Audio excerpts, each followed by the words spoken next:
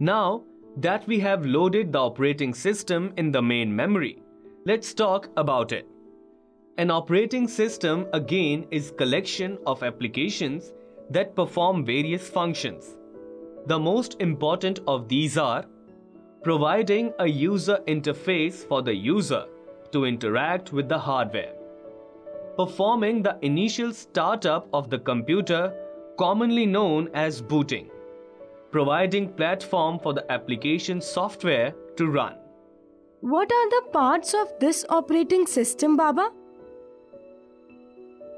Good question, Vidya.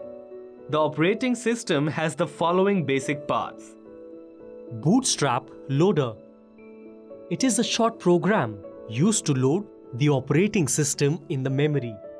It is usually stored in a ROM or EPROM, Loaded into the memory of the computer to initialize the booting process. Shell, which is the first and outermost layer of the operating system, through which the user accesses the services of the operating system.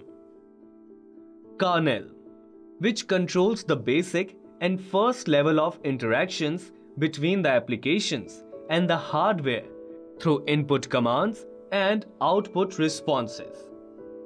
File system.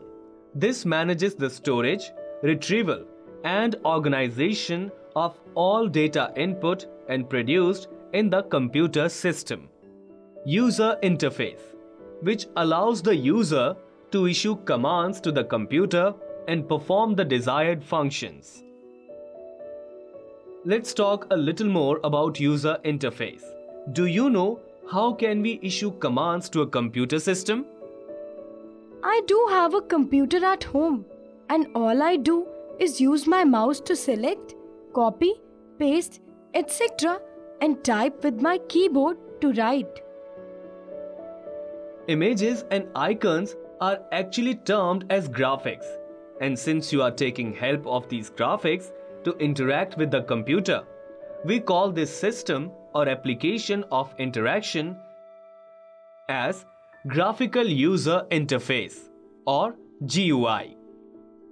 Every visual that you see through your computer's monitor is a part of the Graphical User Interface. Window, drop-down menus, cursors, pointers, etc. are all its components. Then the screen that appears after my computer has been booted a part of the GUI. Correct. This is the first screen on which you can see many folders and application icons. You can also see the mouse pointer, which helps you select these icons. There is a specific name for this screen. It is called the desktop.